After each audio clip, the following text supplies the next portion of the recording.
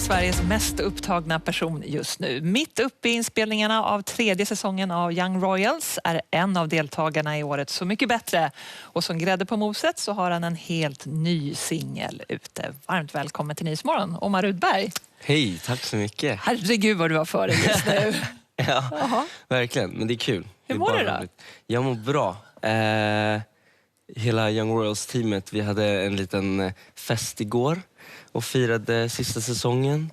Så att, det blev en sen kväll, men här är jag. Ja, jag träffade Edvin, din kollega, Ja. och han berättade att ni skulle ha halvtidsfest. Exakt. Lite exakt. orolig för att du inte skulle vara med, men det var du. Ja, nej, men jag känner så här, antingen så är det jag som åker först hem, eller så är det jag som kommer från festen direkt hit. Men jag hann sova lite innan jag kom hit. Det blev någon halvvariant där. Ja, exakt. Någon timme. Ja. Ja, vad härligt. Men då, Omar, det är ju en lång lista på saker som du har för dig just nu. Känns det okej, liksom? Kan du balansera allt? Det känns okej. Det känns skitkul. Alltså, jag har ett stort team bakom mig liksom, som hjälper mig med allting.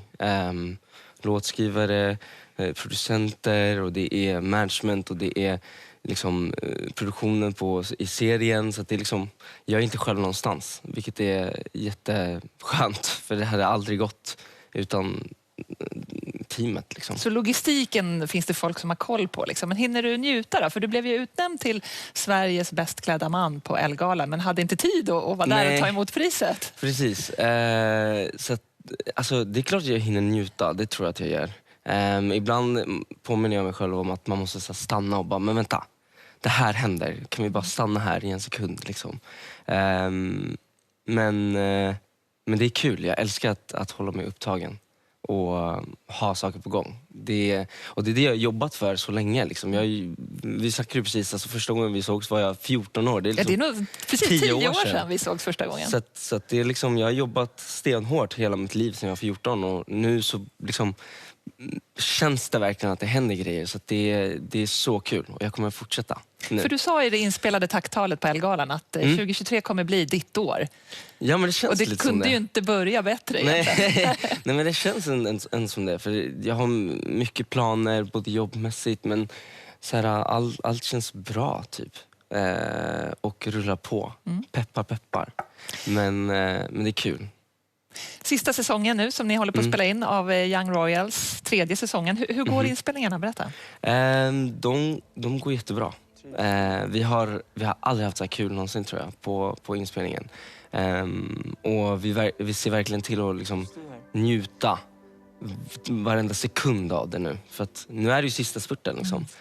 Ibland kan det vara riktigt jobbigt när vi spelar i natt till exempel. Vi alla är helt slut, det är så här dålig med energi och man är skittrött, men ändå försöker man så här njuta av det. För sen kommer man sakna det. När det väl är över så är det så här, kommer du ihåg när vi var där mitt på natten och vi var helt slut och vi skrattade åt att någon sa något dumt. Alltså, förstår du? Så att man försöker ändå se allt positivt nu, sista. Du har ju levt med din rollkaraktär Simon i några säsonger nu. Hur tycker du att han har utvecklats? Alltså, jag tycker han har en jättefin utveckling. Verkligen. Och jag tycker hela storyn har en jättefin utveckling tack vare Lisa Ambjörn som skriver storyn tillsammans med hennes kollegor, och den kommer att bli så fin. Alltså, säsong 3 känns verkligen som en fin avslutning. Liksom. Edvin sa att det är en känslomässig berg- och dalbana verkligen. Det är det verkligen, absolut. Alltså, om man tyckte att 1 och 2 var jobbiga, så är den här liksom, det här är ny nivå. Men jag tänker, när du fick rollen som Simon, förstod du då att det kanske kunde bli en världssuccé? Hade du det på känn? Alltså, jag hade på känn att den skulle vara väldigt omtyckt, för att jag hörde vad den handlade om och jag fick läsa manus. Så jag kände ganska fort att så här, nej, men det här kommer bli någonting. Det var därför jag blev så hungrig efter en roll i den här, för att jag kan inte missa den här chansen. Men att den blev så här stor som den faktiskt blev, det kunde jag ju aldrig liksom tänka mig. Utan jag jämförde med andra serier som hade släppts precis innan liksom. Och hoppades på att det skulle bli lika stort. Ja, det var ju lite smått galet där, va, när ni var hos Jimmy Fallon i vintras. Ja. Eller hur? Hur var det att sitta där? Det var... kolla. Nej, det var helt sjukt. Alltså jag kollar än idag på det här. Det känns så sjukt. Alltså jag och Edvin hade verkligen en sjukt rolig resa. Alltså.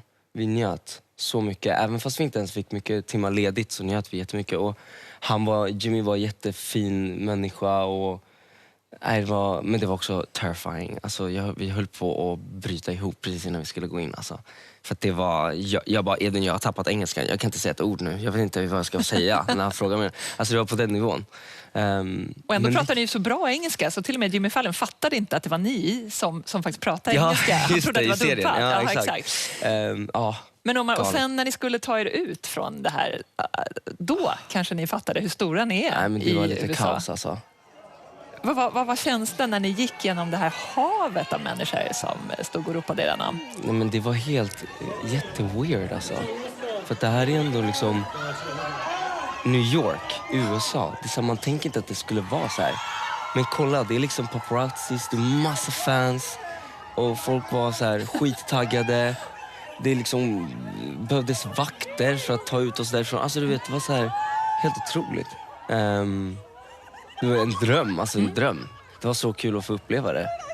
Och det här påminner mig lite om bandtiden när jag var med i Foo. Att liksom, för att vi hade ju hysteriska liksom, fans. Vi hade en sån sjuk hysteri, ja man säger det. Ja. Och vi hade vakter och liksom så här, som hjälpte oss komma ifrån. Det var liksom sjukt mycket fans. Så det var verkligen så här. Det känns sjukt att få uppleva igen lite grann av det där. Liksom, kunde du njuta av det mer den här gången med tanke på att du har faktiskt erfarenhet av den där hysterin? Jag skulle nog säga det. Ja, jag tror det.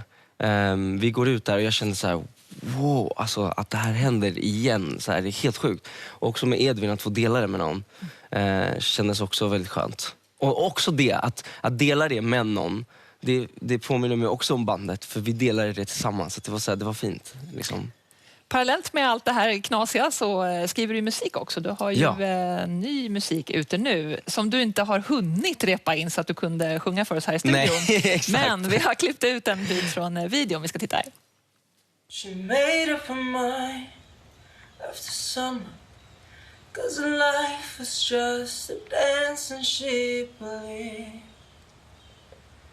no one loved her.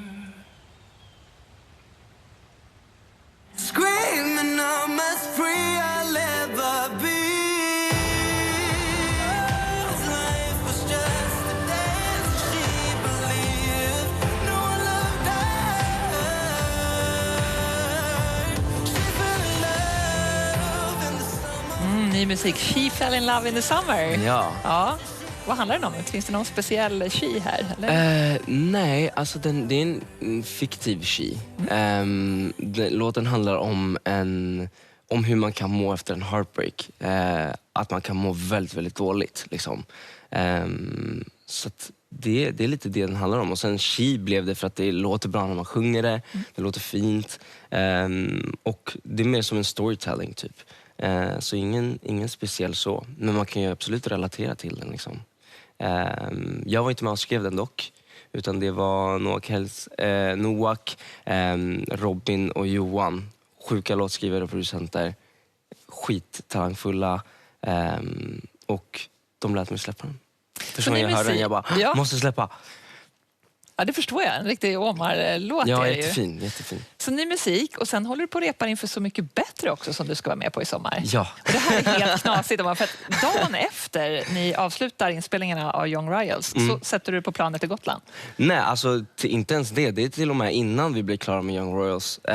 Sista spurten av Young Royals, då ska jag spela in hela den veckodagarna, sen flyga till Gotland, spela in hela helgen. Men vänta, det överlappar varandra alltså? Ja, jag fick 3 dagar ledigt av Royals. Så jag kommer spela in Royals, flyga dit, spela in Så mycket bättre, tillbaka till set, spela in Royals, sista spurten. Okej. Hur ska du hantera allt det där? Hur känns det? Men det är ännu en gång, då har jag liksom ett team som hjälper mig skitmycket. Fast de liksom... kan ju med all respekt inte sjunga låtarna och stå där på Brogåsen på Gotland. Ja, nej, men de liksom hjälper mig med att liksom färdigställa grejerna, de hjälper mig boka repet, de hjälper mig ta mig till dit jag ska. De säger till mig, du ska hit nu och sen ska du dit. Så att det går. Det kommer bli tufft just de 2 veckorna där. För att det kommer bli inspelning liksom, alltså mer än 8 dagar i sträck. Och Så mycket bättre inspelningarna är väldigt långa har jag hört. Så att det kommer bli lite sömn, men det kommer bli värt det, 100%. Vad ser du mest fram emot då på Gotland där?